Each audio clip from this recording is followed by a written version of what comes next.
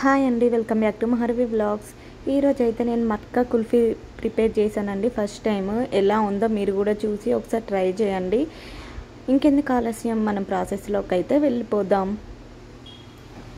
First అయితే నేను stove on చేసేసి మిల్క్ అయితే పెట్టేసుకుంటున్నాను. ఇవి ఆల్రెడీ నేను హాఫ్ బాయిల్ చేశాను, అంటే మనకి పైనకి పొంగు వస్తుంది కదా, అప్పటి వరకు బాయిల్ చేసి పక్కన పెట్టేసుకున్నాను. ఇప్పుడు అవే తీసేసుకొని మళ్ళీ బాయిల్ చేసుకుంటున్నానండి. నెక్స్ట్ ఇప్పుడు మిక్సీ జార్లోకి అయితే నేను ఫస్ట్ క్యాష్యూ నట్స్ ఒక 10 వరకు తీసేసుకుంటున్నాను, ఒక 10 to 12 వరకు. అండ్ నెక్స్ట్ బాదం అండ్ పిస్తా చూడండి, ఒక 10 అలా తీసేసుకొని వీటిని అయితే మనం ఇప్పుడు స్మూత్గా బ్లెండ్ చేసుకోవాలండి మిక్సీలో. చూడండి, ఇప్పుడైతే మిక్సీ చేసుకున్న తర్వాత నేనైతే ఇలా మిక్స్ చేసుకున్నానండి. ఈ పౌడర్ని మొత్తం నేను ఈ మిల్క్లో అయితే వేసేసుకుంటున్నాను. నేను ఆల్రెడీ బాయిల్ చేసుకున్నా కాబట్టి నేను వెంటనే వేసేస్తున్నానండి. మీరు కనుక ఇప్పుడే మిల్క్ని బాయిల్ చేసుకుంటే ఒక పొంగు పైనకి వస్తుంది కదా, అప్పుడు వేసేసుకోండి. అది వేసేసుకున్న తర్వాత ఇలా కలుపుతూనే ఉండండి. కొంచెం అది గట్టి పడుతుంది, ముద్దల్లాగా అయిపోతుంది. ఇలా కొంచెం అనుకుంటూ సైడ్కి ముద్దల్లాగా కాకుండా ఇలా అనుకోండి.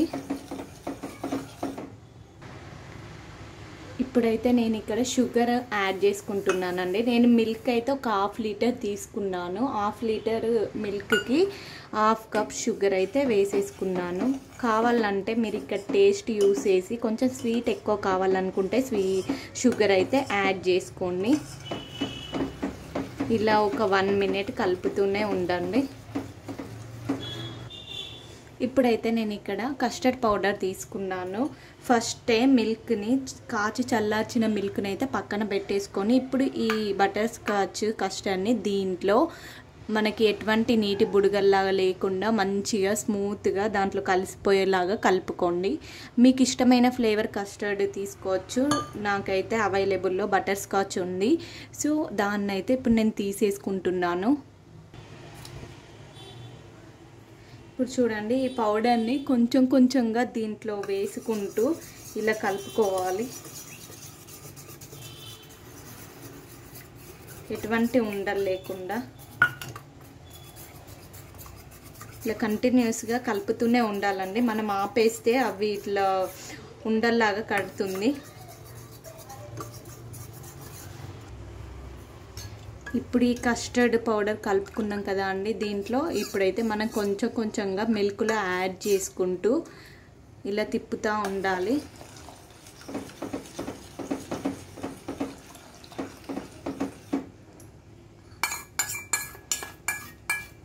ఇలా కంటిన్యూస్గా ఒక 5 to 6 మినిట్స్ 10 మినిట్స్ వరకు అయినా మనకి కన్సిస్టెన్సీ వచ్చే వరకు కలుపుతూ ఉండాలండి. ఇలా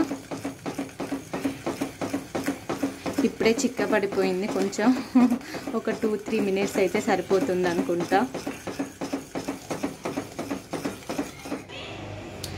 ఒక 3 మినిట్స్ తర్వాతనైతే నాకు ఈ మిల్క్ కన్సిస్టెన్సీ అనేది ఈ టైప్లో వచ్చిందండి.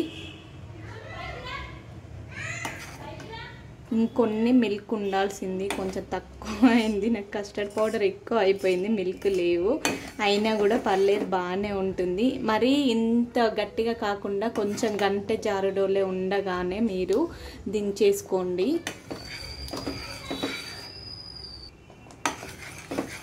ఇప్పుడైతే నేను స్టవ్ ఆఫ్ చేస్తున్నానండి.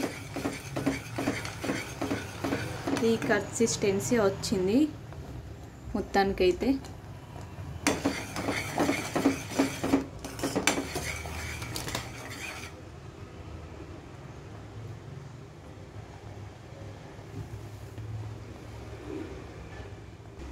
ఇప్పుడైతే దీన్ని మనం కూల్ అవనిద్దామండి. కూల్ అయిన తర్వాత ఒకసారి మిక్సీలో బ్లెండ్ చేసుకొని మనం పాట్లోకి సర్వ్ చేసుకుంటే కన్సిస్టెన్సీ అనేది చాలా బాగుంటుంది, స్మూత్గా ఉంటుంది. ఇప్పుడు ఇదైతే కూల్ అయిపోయింది, మనం మిక్సీ జార్లోకి తీసేసుకుందామండి.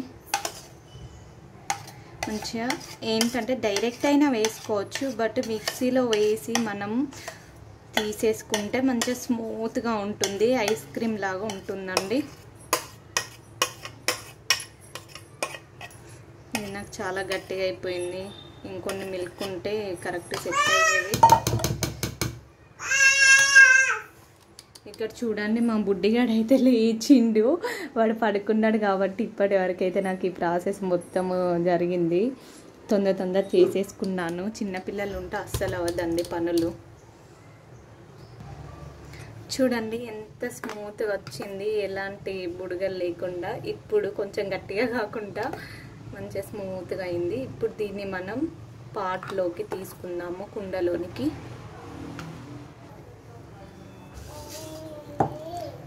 నా దగ్గర ఇది ఒక చిన్న కుండ ఉండిపోయింది, సో అందుకని ఇది చేశాను నేను.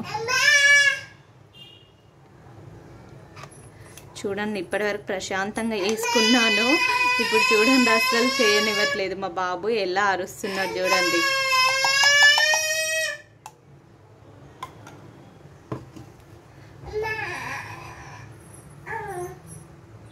హాయ్ చెప్పు, ఎందుకు అరుస్తున్నావు?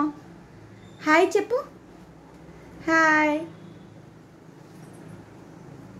చూడండి ఎలా చూస్తున్నాడు అమాయకంగా.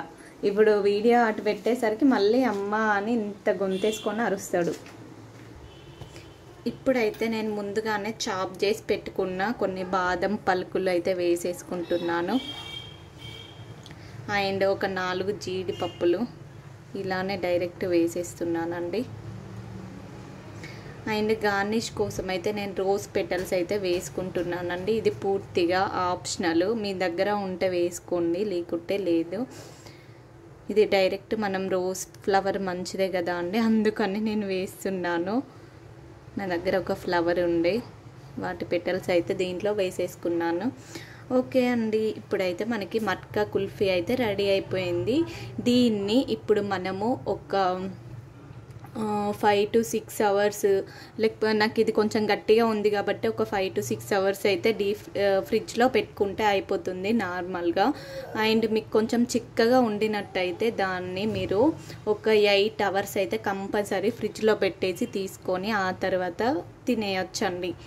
ఓకే, ఈ మట్కా కుల్ఫీ అయితే మీకు నచ్చినట్టయితే please like, share, subscribe my channel. మరి ఇంకెన్నో కొత్త వీడియోస్ మీతో షేర్ చేసుకుంటాను.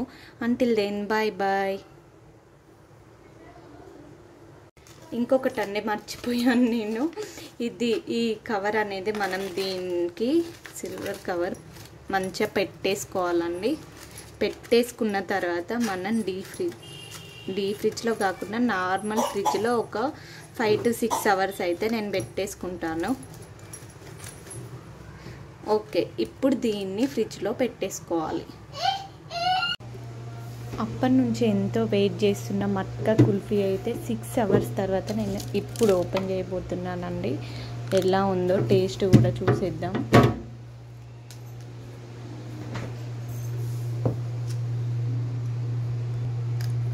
ఇప్పటికైతే నేను ఒక 4-5 టైమ్స్ అయితే ఓపెన్ చేసి చూసినట్టున్నానండి. అస్సలు నాకు ఆగదు ఏదైనా సరే, అంటే తినడం కోసం కాదు, ఎలా ఉంది బాగా వచ్చిందా లేదా అని అయితే అప్పటి నుంచి టెస్ట్ చేస్తున్నాను, మంచిగా అయిందా లేదా అని.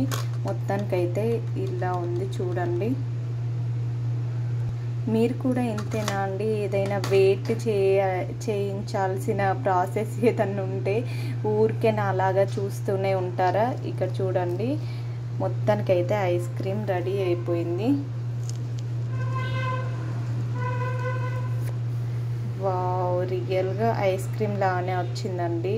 చాలా బాగుంది, చూస్తూనే బాగా అనిపిస్తుంది. ఒకసారి టేస్ట్ చూసి చెప్తాను ఎలా ఉంది అనేది. చాలా బాగుందండి. నేను ఊరికే చెప్పట్లేదు, రియల్గా చెప్తున్నాను. నేను చూపించిన ప్రాసెస్లో అయితే మీరు ఒకసారి ట్రై చేసి చూడండి. మీరే కామెంట్ చేసి చెప్తారు ఎంత బాగుందో ఆ టేస్ట్ అనేది. అసలు మనం బయట ఎంత కొనినా కూడా ఇంత మంచి టేస్ట్ అనేది మనకు, ఇంత హెల్తీగా ఇంట్లో చేసుకుంటున్నామో ఇంకా టేస్టీగా ఉంటుంది. సో మీరు కూడా ఇంట్లోనే ఈ మట్కా కుల్ఫీ ప్రిపేర్ చేసుకొని ఎలా ఉందో ఒకసారి నాకు కూడా చెప్పండి. Please subscribe my channel.